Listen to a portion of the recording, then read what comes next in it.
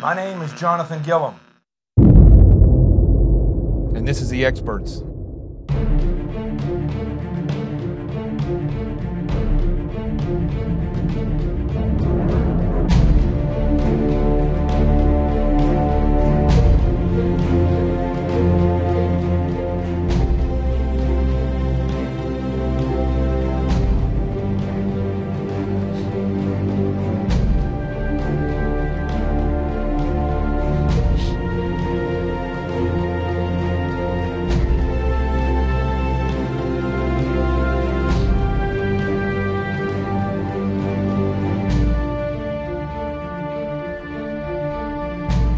This is Jonathan Gillum, and this is The Experts on Facebook Live, Twitter, and YouTube. As the same as it is every single night. We've been doing this show for over 2 years, coming up on 2.5 years. So go figure. We got the music right tonight. You can hear my voice tonight. The red button's pushed. And yet our numbers are low, so we got to get these numbers up, folks. So make sure that you're sharing it as the numbers come in, as you join the show. First thing you should do is be sharing it. If you're on Twitter, you should be retweeting it right now. We got a lot to talk about tonight. There's a lot in the news, but it's a lot of stuff that we talk about constantly. But I'm kind of gonna key in on some stuff that's not being talked about on the news today, and share a few thoughts on more stuff about communism and actually about the news as well. So why don't we go ahead and get started? How many of you are prepared for an incident like this? Get my new book, Sheep No More, The Art of Awareness and Attack Survival, and I will teach you to think like an attacker so you can truly defend yourself. Don't just react, act. Available for pre-order now on Amazon and Barnes & Noble. Sheep No More. Get it.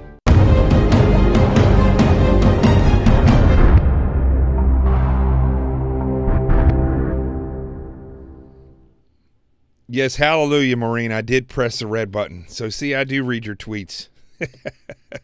So,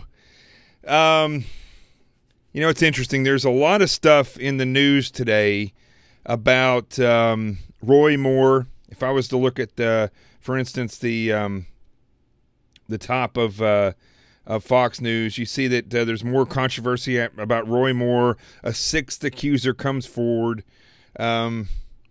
There's stuff about the Fusion GPS, and one of the bosses from Fusion GPS says that he admitted shopping unverified Trump Russian claims to press. But we really don't know a whole lot because it was behind closed doors, and he pled the fifth on a lot of stuff. So that story, it's developing. We'll leave it to you that way. The UCLA players thank Trump for getting them out of China, which is very interesting because a lot of liberals yesterday, when he said that he was responsible for getting them released, were really bagging on him for saying that. So that's interesting.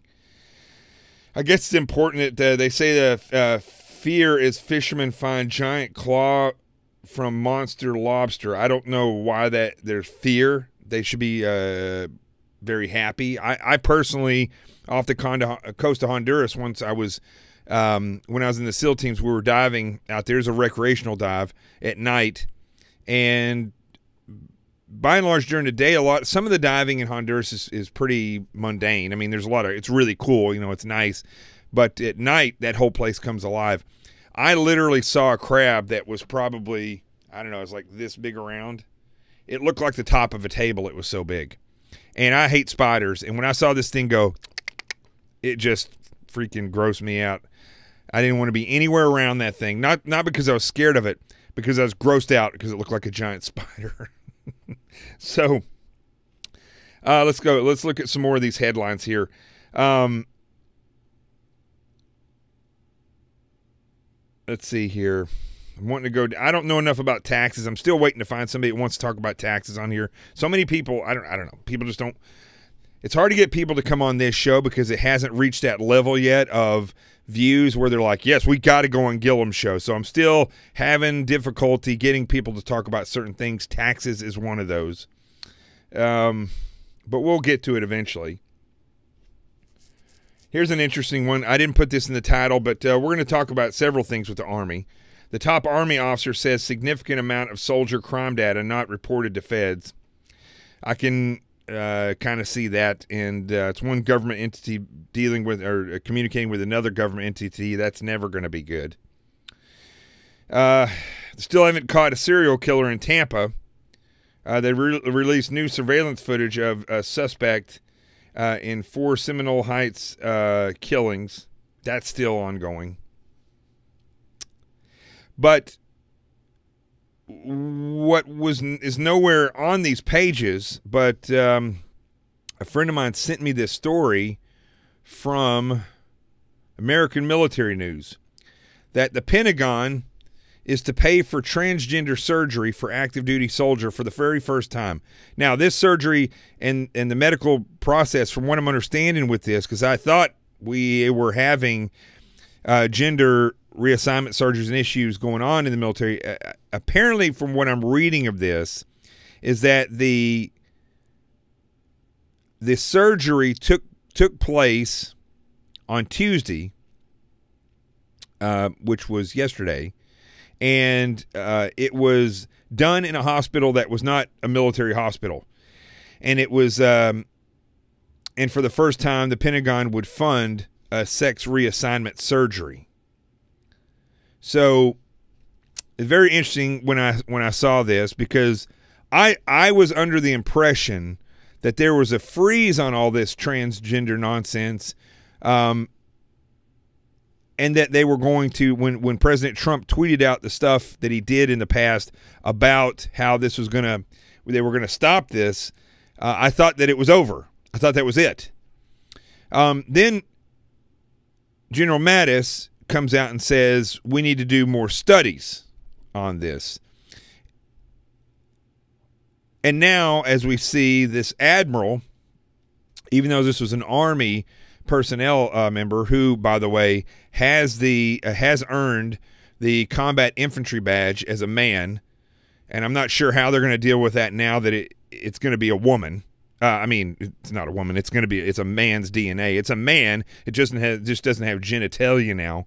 I don't care what the doctors and people say. That's the truth. So a waiver for this surgery was approved by Vice Admiral Raquel Bono. Now, I looked her up, and there's not a lot. She has a Wikipedia page. You see, she's in the news, but there's not a lot that tells you about who she is and her background and this and that, except for the fact that she's a doctor. She's a doctor. She's never been in combat. She's never been on the front lines. She's never been through infantry school. She's never been through any of this stuff, okay? She's a doctor. And she is the first Filipino female admiral. She was appointed by President Obama. And I'm going to go on a limb here and say that the fact she was a minority and the fact that she's a female was probably the reason why Obama appointed her. She may be fully competent as a doctor, although I don't think her judgment on what is medical and what is psychological is clear, because she falls into the same category as the rest of the fallen medical industry and psychological industry when it comes to accurately defining what these problems are. They want to make it now into a medical issue, and in fact, what they say here, it was conducted at a private hospital, and let me see what it says here. It said,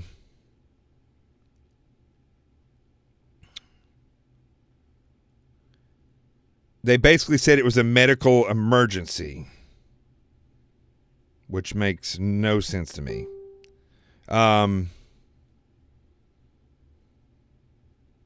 I saw that before in here, but I don't see it now. So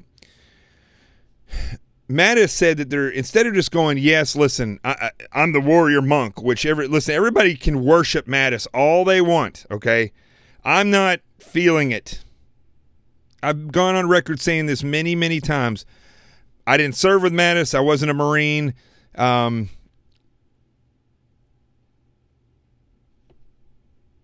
But based on his politics and based on his ability to survive in such a leftist political arena, I already had my feelers out there to see what's going on.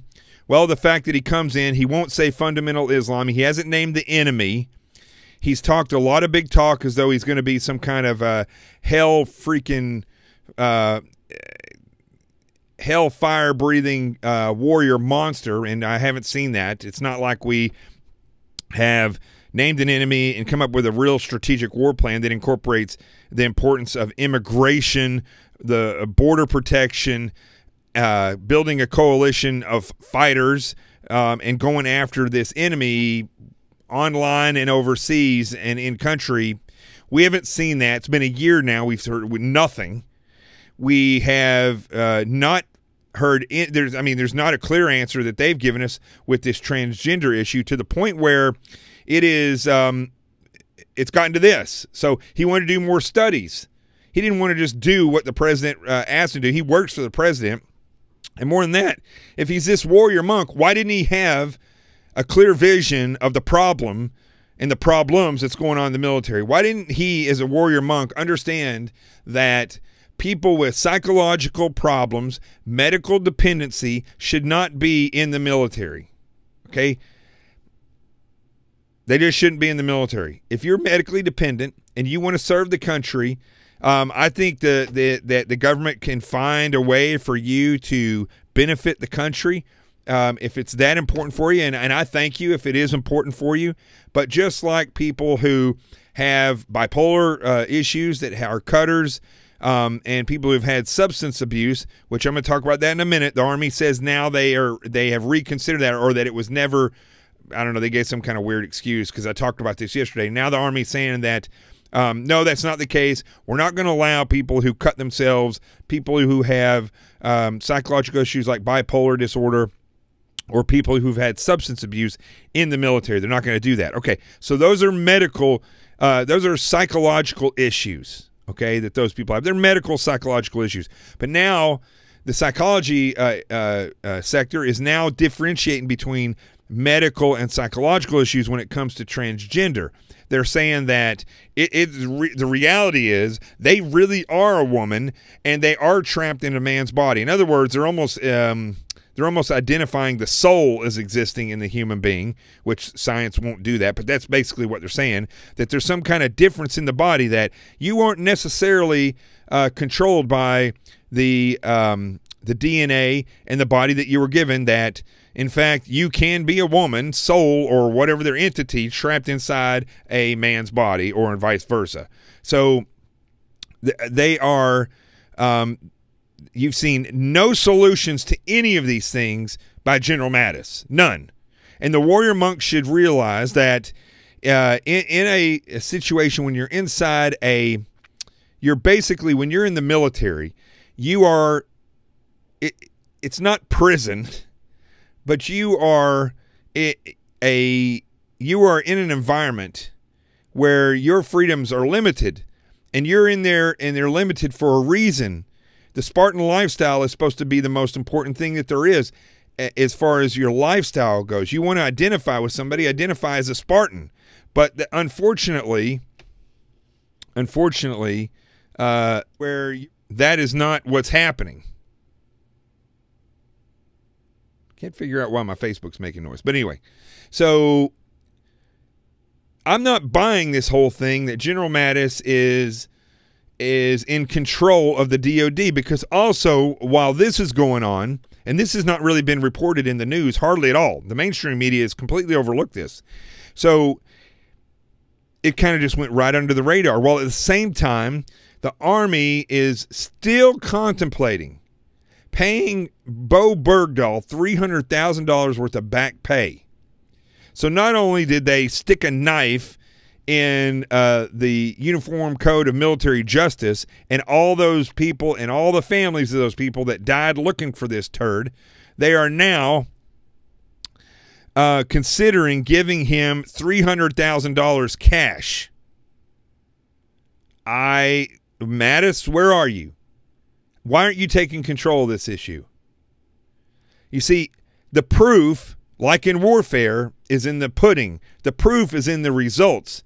You either have effective results or you don't. And exactly like I've said with all these admirals and generals, whether it be this Admiral Bono woman who is, quite frankly, making decisions that can affect areas where she will never serve, right? She should not be making these decisions of the health and welfare of the troops that are actually going to be deploying, unlike her.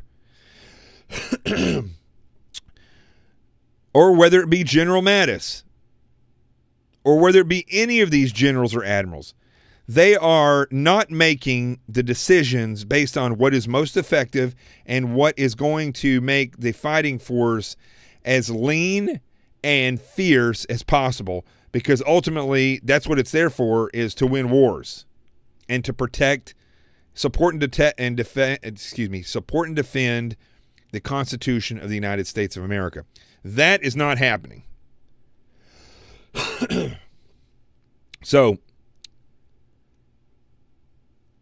I'm not real happy again with Mattis. I just kind of forgot about him for a while, but this is just more of the same that it's been since he's gotten into office. He goes around saying tough things, going to Arlington Cemetery, which I saw all these pictures with him. Oh my gosh, it's General Mattis. He's here. He's doing the right thing. He took the day off and he's coming down here and he's going to be with those who have died. That's great. Tough talk. He says the right things. But when it comes down to the proof that effective decisions are being made, I am not seeing it. We're still at war with terror. We just had an attack down here in New York City on Halloween Day. We still have troops overseas just kind of, winging it. There's no real strategic plan on conquering Islam. There's only a strategic plan to conquer ISIS. And I guess maybe they don't even have a strategic plan for that. They just know that ISIS is a part of the enemy. They know that Al-Qaeda, that the Taliban are all parts of this ideological enemy, but he will not say who the enemy actually is. So this is a problem. I got a real problem with this. Again, if you have not shared this show, make sure that you hit the share button and share it. If you're on Twitter, make sure that you retweet it. And then follow me on Twitter, like my page on Facebook, and then go and subscribe to my YouTube page. Remember, this is being broadcast on 3 different platforms right now as we speak. And oh my goodness, 23 people watching on YouTube. It never fails. There's just not a lot of people watching on YouTube. I don't know exactly why that is. But so I really wanted to start out talking about these issues that I have with the Army and the DOD and General Mattis and this Admiral Bono, should be Bonehead, and all these different people who are doing these things. I know people are saying, there's a lot of people just say every night this guy talks about communism. Every night. He's a one-trick pony. It's not true. I'll talk about all kinds of stuff. But I have to say, when I'm seeing reports like we saw last month or the month before that about a guy at West Point that is a communist, openly showing that he's a communist, that there's females standing together giving the fist sign of the revolution, or whatever they want to call it, the resistance. They got the fist up there all at West Point. We hear about hazing issues in the different academies. We hear about just all kinds of stuff coming out of the academies, stuff coming out of, whether it be these nefarious things that are happening. I'm not going to go into the details about whether or not these 2 SEALs killed this Army Special Forces guy. I don't want to comment on that because I feel like I need the facts before I say anything. And even then, I don't know if I'm going to say anything because I'm too close to that whole thing. I'm not close to them. But hey, as being a SEAL, I don't know if I feel comfortable commenting on that. We'll see. We'll see what happens. But with all these different issues going on with the military, with the fact that somebody wrote a memo, and I can almost guarantee you, despite what this general said, that was that wrote that made a press announcement saying that let's see here, saying that the Army would not now allow people who have mental issues in, that was just the wrong person writing a memo.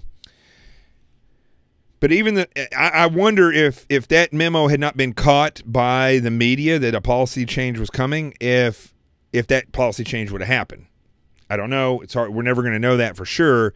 But when you look at all these other things and you look at that memo, when you look at Bergdahl and how he was just dismissed, yeah, he's going to get a dishonorable discharge, but I can guarantee you there's people that are going to fund him for the rest of his life because they're going to love what he's all about. And now they're trying to give him his money back. They paid for this transgender surgery outside in a medical hospital when there are veterans that literally are dying and need medical care, and the VA just ignores it. Or you have veterans that are in that have traumatic brain injuries. Those are real problems that need to be dealt with. And what does the Army tell them? Hey, shut your mouth and don't make a big deal about it because you'll be out of the Army, right? But yet they're going to go and pay for this individual's transgender surgery. All I can say when I look at all this stuff is that there is a problem. My heater is on here, and it's cooking in here. I'm way too hot.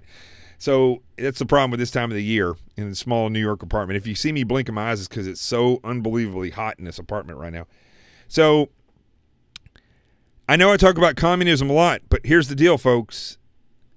When I look at what the military has become, is in this case the Army, what I'm seeing is signs of subversion.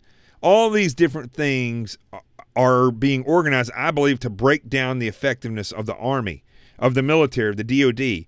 And it's being led, the charge is being led by Vice Admiral Raquel Bono, by General Mattis, by all these other generals, former and current, that don't do anything to stop this. And in fact, a lot of ways they encourage it and are a part of the programs themselves. I find this very, very alarming. And you have to remember, there's no better way to change or break down the reality of truth in society than to implement certain things within the DOD.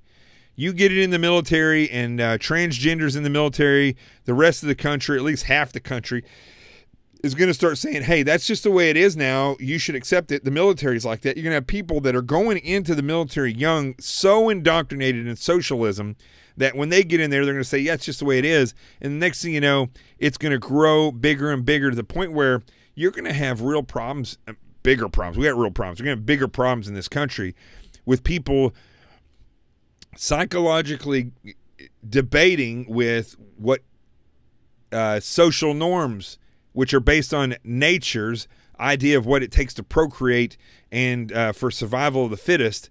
People are going to be arguing with that, and that's, I believe, is going to cause, it's going to cause social and psychological issues in a lot of people.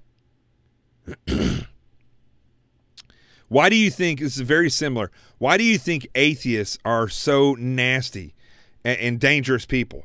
It's because they rail against the natural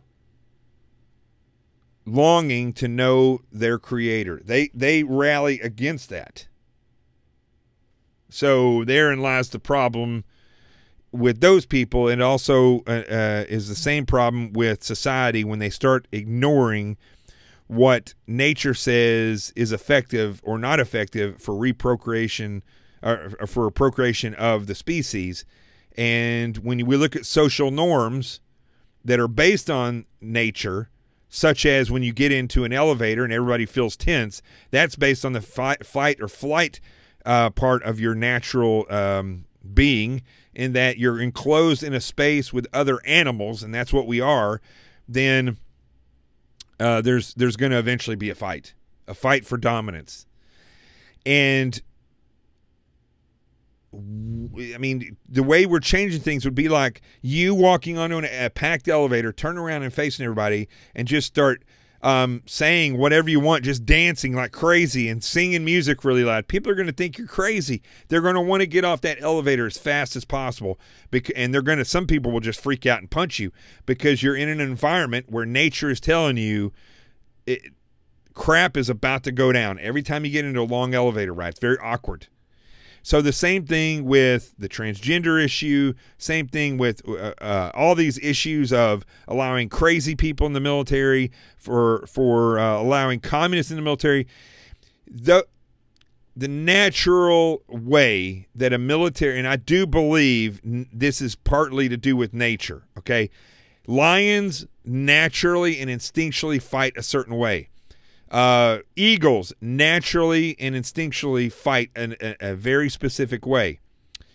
And humans fight and wage war in a very specific way. If you do not adhere to the fundamentals of warfare and of building an army, you are going to have a failed military. And if you have a failed military, you will have a failed country. So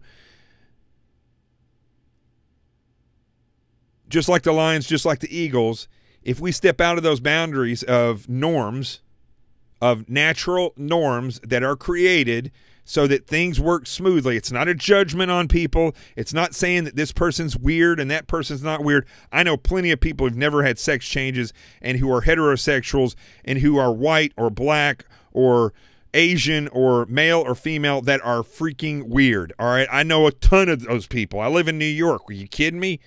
A lot of them are very well known and famous people, and they're strange, and I wouldn't hang out with them. Same thing with politicians. But it's not a judgment of what's real or not, what's weird or not, or what's fair or not. Nature says what is best for the procreation of the species and for the survival of the fittest, period. And when you build a military, there are certain things that human beings will just, all human beings will never be comfortable with it. I don't care who you are. I don't care I don't care how godly you are. I don't care how liberal you are. I don't care. There are going to be people that are not going to be comfortable on a large scale with transgender, with even look, this is not going to come back to ever haunt me if I ever run for politics. I'll tell you why. Because I speak the truth, and I'm speaking about things not from a judgment perspective, but from reality. And two guys kissing or holding hands, right? I don't care. I don't care what they do. Again, I live in New York City. You know, I don't go around kissing girls and making out in public or walking around half naked, and I'm a heterosexual. I would expect anybody who's gay to live by the same standards in a society, right? If you want to go around and walk around gay or act stupid and do stuff like that and give up your right to protect yourself, go live in France. But here in America and any other rational place in the world, human beings are going to be driven by what nature says is helps the fittest survive and is going to procreate the species. That's just the way it is. So when and in society, you know, listen, it's a big enough country where you can live the way you want to live. That's fine. But if you put people in a closed environment like the military, it's no different than the elevator. You put people in the elevator, you turn around and you do something that does not fit the social norm, you are risking a fight. You're definitely going to make people feel uncomfortable, and people are going to think you're weird. And they're not going to want to be in there. And more importantly than any of that, they're just not going to want to be in there. Well, it's the same thing with the military. You confine people into an institutionalized career field where it's a closed career field, where it's a protected career field, where it operates in small units, even large units in the military. It's not like we're not looking at 1 million people going on a battlefield. We're talking about, 100 at the most, and maybe, down as low as, 2 if you're working in a pair. So in that closed environment, when you allow something like a medically dependent transgender individual, what is going to happen is it is going to break down the effectiveness of the fighting machine, because there will be people that are just not comfortable with it. They are going to find it not unnatural, and they are going to want to flee from it. Just like when you're in the elevator, you may be the most friendly person in the world that gets on the elevator and turns around and wants to greet everybody. But if it's a packed elevator and you do that, you're going to freak people out, and there are going to be people that are going to want to get off there, and they're going to maybe even fight. Same thing in the military. You put somebody in there that does not fit what nature says is going to procreate the species, and there are going to be people that are going to want to flee, and there's going to be people that are going to want to fight. That's just the way it is. And we can doctor this up and say it this way or say it that way. Heck, people can go online and write an op-ed or an article about what I'm saying. It doesn't matter to me, because when I'm gone, truth will still exist.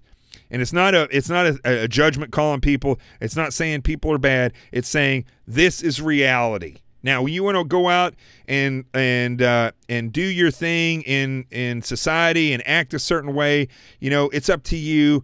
I don't care if there's ramifications. That's on you. If there's not, great, live out your life.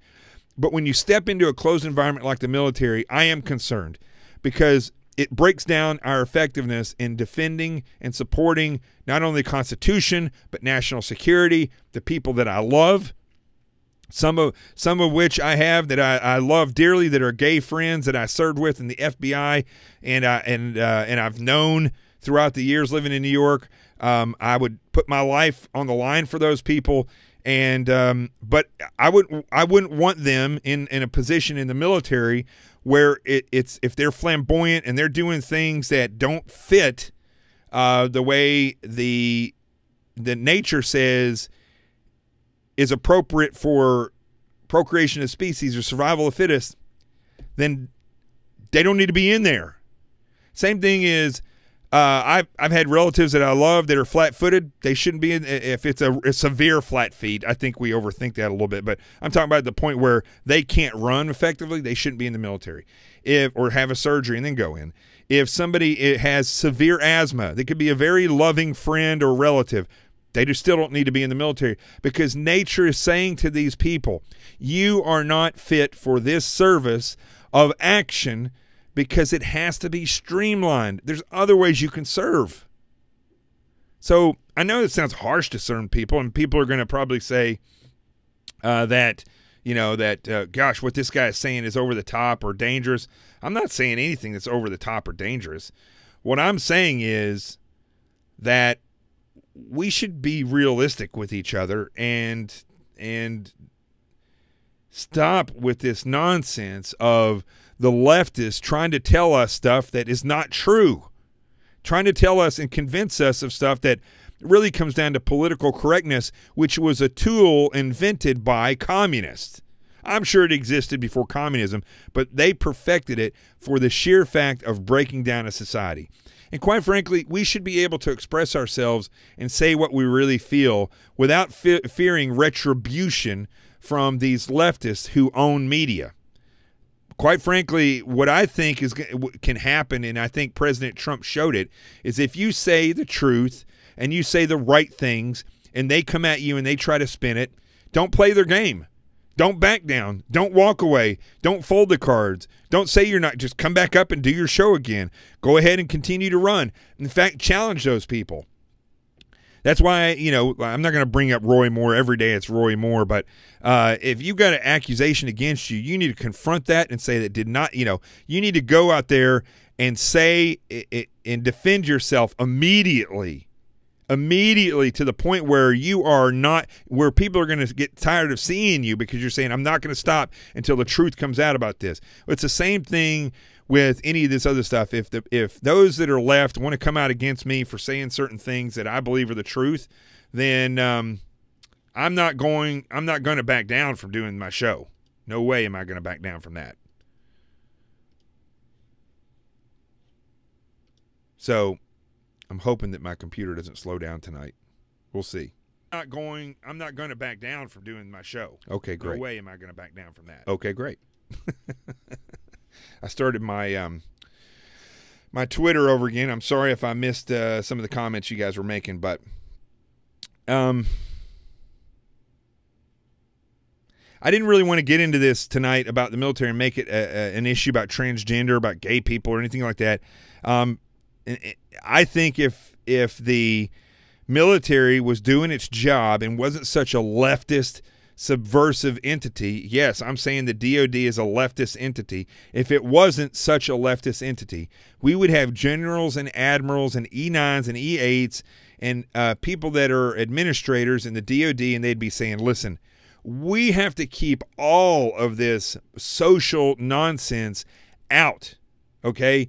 If you want to serve in the military, you have to be in your right mind, right? Which means you have to know what body you're born in, and you need to be comfortable with that. You need to be able to admit, I have bipolar, and you're not going to go into the military because you have a psychological problem. You have to be, the military has to be willing to say no to people that have issues that are going to cause the warfighting machine to break down. At the same time, though, the military needs to rethink a lot of the things they do, like kicking people out or keeping people in that have tattoos.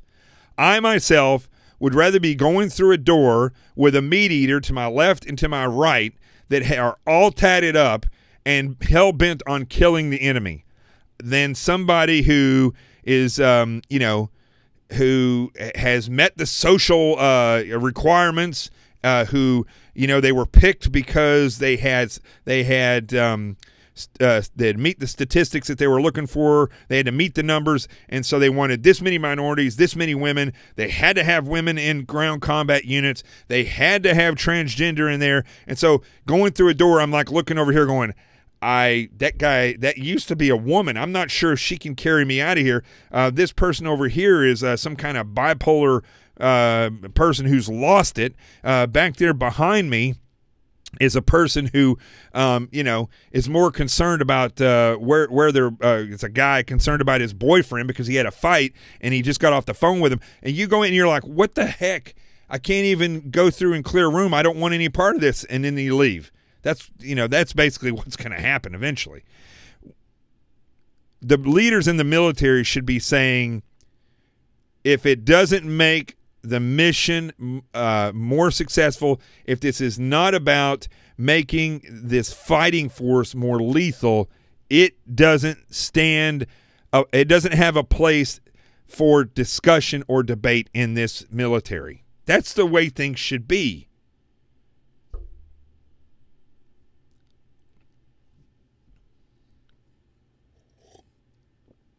Also, I know I've got so many problems with this. I know so many people who've been a SEAL and then got out, and it could be 20 years later, they still have the skill set. They're a cop for a while, like I was. They, do CrossFit and shoot on the weekends, but they still have the understanding of how to do that job. Why aren't they being offered some kind of outside of the box way to still be used as a force multiplier? Why aren't pilots who trained flew in the military for, 5, 10, 15, 20 years, why isn't the government begging them, let us make you part-time pilots?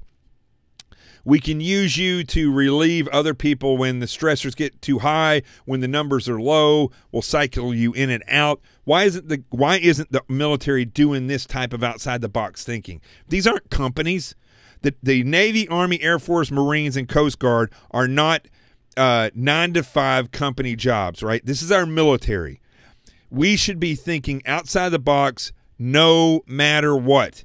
And we should be looking at only what is effective to get this mission accomplished, to support and defend the Constitution, to protect the people, to protect all people. If we don't have a strong enough military and our government is continuing down the road as corrupt as it is, and you're gay and you think that you're going to be protected, you are sadly wrong. Some of the strongest voices in Washington, D.C. right now are Muslims and communists, both of which would have you killed. Now, before you get mad about the other stuff I was saying, you better take that into account and realize that everything I'm talking about tonight has to do with building the most effective and lethal fighting force to defend your freedom to live like you are. So you better start studying the reality of psychological and sociological issues when it comes to fighting, when it comes to working together in a hostile working environment. I'm not talking about people being mad at each other. I'm talking about war.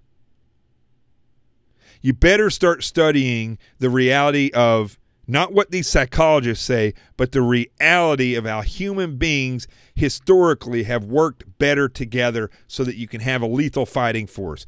If you concentrate on that, and I say this all the time, it won't matter if you're liberal or conservative.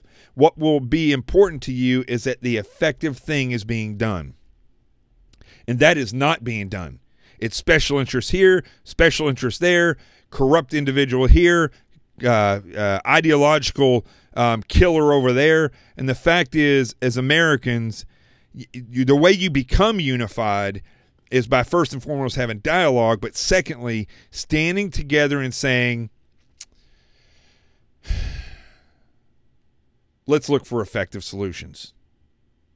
Okay, for instance, abortion is not an effective solution to birth control. There are accidents that happen.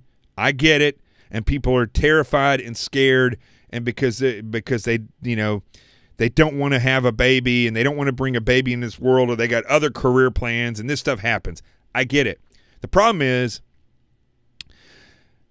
all the conservatives out there, I'm a Christian, all the Christians out there, all the people want to say, except for Tommy Lahren, who lies about being a conservative, but all these other people say, you cannot have an abortion. You must sustain from having premarital sex, and you can't use condoms. That's like the Catholics. That's as confusing as it could ever be, okay? The fact is, people are going to always have sex. So using condoms, using birth control, I think might as well push that out there and try to save people from getting pregnant. First and foremost, that would keep people from having abortions. Secondly, if somebody has an abortion, where are the churches? And inevitably somebody's going to say, well, my church does that. Well, that's great. Your church is there. But the majority of churches are not. Why aren't there after-school programs in churches? Why aren't there in a lot of these churches where people could really fund this, why aren't there kitchens and people who are willing to help and teach somebody to have a baby, how to raise the baby, lend assistance to that, cook them food, help teach them how to cook food, how to take care of the baby. Why isn't this something that churches are doing? If you want to rally against abortion, why aren't you given the alternative so that people may say, you know what, I'm going to keep this kid? Why aren't you doing that? Well, I say it's because okay, I'm not going to get into this tonight, but somebody says here, nothing in the Quran says kill Christians. You've been lied to. Well, let me tell you what is not a lie. Anybody who's not a Muslim is considered an infidel in the Quran. And the Quran says kill infidels, especially when you're on a jihad or you're trying to build a caliphate. There's nothing lying about that. Okay, so that's enough about that. I'm not going to go into that tonight. But when it comes down to, the reason I'm even saying this about abortion is not because I'm trying to hit it from a conservative issue or conservative side. I'm not trying to spark up this debate. What I'm trying to spark a debate about is we don't stand together. We either want to be liberal or conservative, man or woman, gay or straight, black or white, whatever else, dog lover, cat lover, but we don't want to have a discussion. We don't want to come together, stop all that nonsense, and look at this stuff and say, what's an effective solution? Everybody wants to be heard. And I talked to somebody from the Air Force Academy the other day. I'm not going to say who they were, but it's interesting because they were talking about millennials, and they said, you know, the problem is all these millennials now are told that their opinions matter. And see, when I was growing up and when I went through the military, I was always told your opinion doesn't mean crap, okay? Not until you get experience, not until you grow up. 19 years old and in college does not make a valuable, well thought out, and experienced opinion. I'm sorry to say there, people. Even up until you're like 24, 25, 26, 28, 30, 40, many people, even if they do grow up and get a college degree, which I'm not putting that much importance on college degrees anymore, but you do your job, and maybe your job is this, you're a banker, or you're a SEAL, or you're a cop, or you're a teacher, right? That's your career field. It doesn't mean that you know everything about everything else. So the problem that we have is everybody, especially I'm looking at Instagram, I'm seeing guys that I know that I've interviewed before, people who've been in war, taking their freaking shirt off and taking pictures of themselves and posting it up over and over again. I don't know their motivation in that, except for they're trying to get self-worth out of it. And the problem is this type of mindset leads people into believing that they are important, right? I mean, we're all important in God's eyes, but the reality is just because people look and put a heart on your picture on Twitter or on Instagram or on Facebook doesn't mean that you know a whole lot, okay? And just because you are in the media doesn't mean you know a whole lot. I hate to say it, a lot of times people are chosen because of the way they look or because of the way they act, and so they're put up there in the media. It doesn't mean they know anything. So whether it be the military that we're talking about with this nonsense of not looking at what's most effective for a fighting machine and that's it, whether we're talking about the way that our society gets hung up on all this nonsense about being recognized and about being heard, about being respected and about being loved, none of it has to do with knowledge, the combination of knowledge, understanding, and experience. Everybody just wants their opinion to be heard, and they want their side to win. And that couldn't be further from what is best for this country.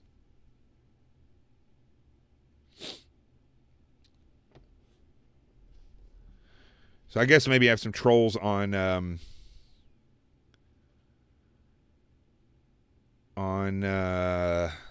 Twitter. Let me look at this real quick.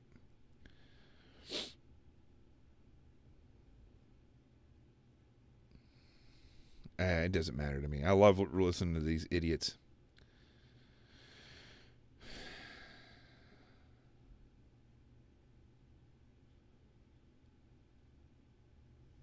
All right. I'll look at this stuff later. It's always fun to go back and look at these trolls later. Now, the other thing I wanted to talk about, and then we'll close it out for the night. ICE agents are pissed at Trump, and they're mad because he made a promise, and listen, I got to be right there with him. He made a promise that he was going to drain the swamp. He has not drained the swamp. He hasn't even drained the swamp in areas where he actually can drain the swamp, which is who is in charge of the Department of Homeland Security. All these nefarious leftists that are in there, the DOJ. Listen, I don't care if he goes through 5 attorney generals until he gets it right. Fire Sessions, get somebody in there who's going to do the job. Get rid of Christopher Wray. I know he hasn't even done anything yet. He's not an FBI agent. We need an FBI agent in there. The CIA. The CIA needs to be cleaned like a toilet bowl, where you go through there and you just ream it out and get that place clean, because not only this is the problem with the FBI, with the DOJ, with the CIA, with the DOD. I'm sure it's a problem in the DIA, with the DEA, with the VA. I could go on and on with all these agencies. The problem is for over 20 years, well, really since Bush 41, the problem is they have been putting leftists in, they've been recruiting leftists, and they've been recruiting people for the wrong reasons. They've been recruiting people to meet the numbers of more minorities, of more women, of potentially even gays and transgenders in the DOD. Look, I remember when I was in the FBI, This was in 2008 or 2009. One of my partners was gay, and the FBI transferred her and her girlfriend to Washington, D.C. as though they were married. Now, if I had said at the time, I don't know if I was dating somebody at that point in time, but I said, my girlfriend and I were both agents and we want to be in the same home office, no way would they have done that. No way. So this preferential treatment has been going on in the FBI and all these different agencies for a long time, and quite frankly, you can see it because when a certain person, if it's a female and she becomes the highest ranking person in office, she's going to stack the supervisory tree with females or ones who will kiss her ass. That's the Bureau. The same thing with anybody who has another special interest. I have a real problem with that, but it is a significant side effect of recruiting people who are solely focused on their special interests and not on what's effective for that agency that they work in. So President Trump has done this to ICE. Now one of the union of ICE agents is mad, and a lot of people are saying that he didn't do anything to get rid of the nonsense in ICE, especially since he's talking about arresting all these different illegals and doing all this stuff to enforce immigration. If he's not going to get rid of the leftists that work in ICE, he's never going to be able to do what is effective. And I'm happy that he went over and did what he did in Asia with trade, pushing bilateral agreements versus multilateral agreements. I can talk about that now. I've learned a little bit about it. But he needs to get back here, and his sole focus for at least a while should be going through these agencies and cleaning house. I mean, the people, I can guarantee you this, because nobody's been fired. The people that worked in and around Ambassador Powers in the State Department, she's the one that was unmasking everybody. I can guarantee the people that worked with her and helped her do that are still there. They're not gone. And there needs to be a huge clean out of this nonsense. And I know they say, because of tenure, that government people can't be fired, this and that. I think we have plenty of evidence to show that nefarious people exist, and there should be a real investigation from an employment standpoint of whether or not they are capable of doing the job in an effective manner without being political. And I think those people should be fired. Whew. All right. I'm going to say one other thing before I go. Let's see here. Maybe I'll save that for the Truth Zone. Let me see what else. Real quick before I go, if you haven't shared this show, let's share it. Let's get the numbers up. There's 123 people watching right now on Facebook. Every single one of you should share it. If you were watching this after the show, make sure that you share it. It doesn't have to be live. And on Twitter, 42 people. Everybody, there should be 42 retweets. What do we got on YouTube? 25 people. I don't know what you do on YouTube. I don't know if you share or just make sure that you're following along.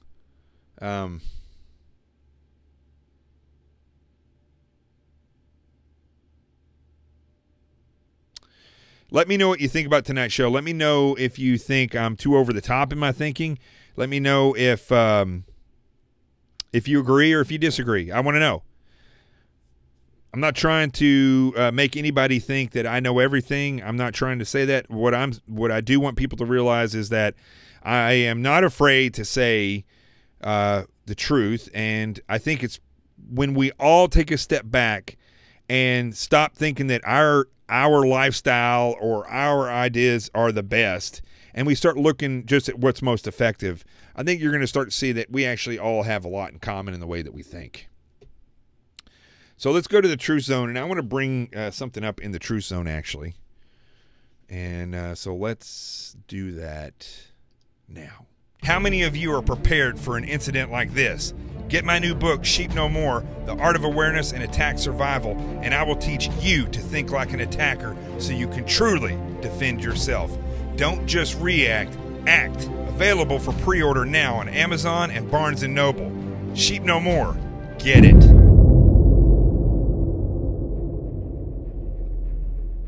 All right.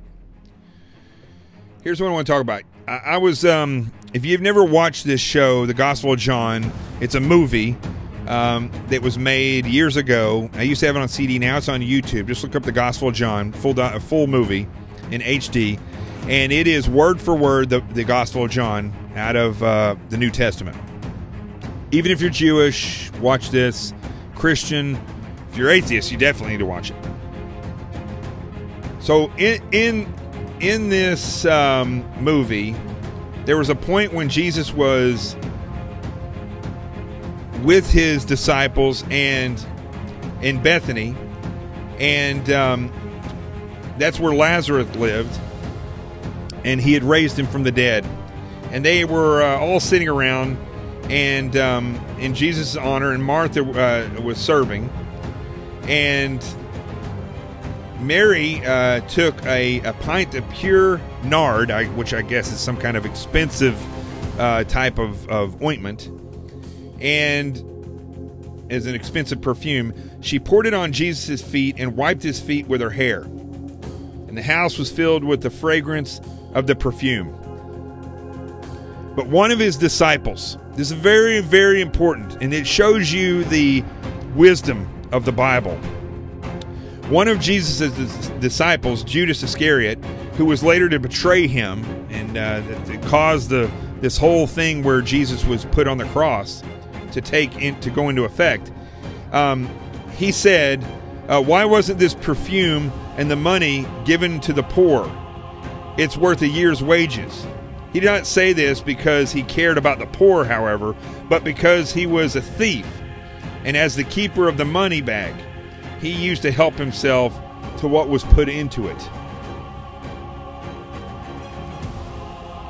Now, Jesus' response to that was, "Leave her alone," Jesus replied. "It was intended that she should save this perfume for the day of my burial. You will always have the poor among you, but you will not have me." Unbelievable comeback. However, listen to what Judas Iscariot, a thief, the man responsible for bringing the guards to Jesus to take him before the Jews and before Pontius Pilate to be crucified. Listen to what he said. "Why wasn't this perfume sold and the money given to the poor? It was worth a year's wages." And the Bible says he did not say this because he cared about the poor, but because he was a thief. As the keeper of the money bag, he used to help himself to what was put into it. Now, I don't know if you watch this show on a regular basis, but I can guarantee you the majority of people that are watching this show follow the news.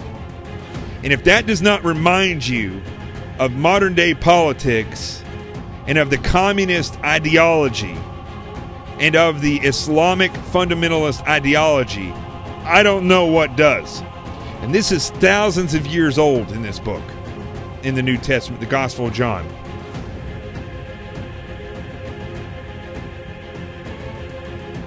Communism and its allies are of the devil.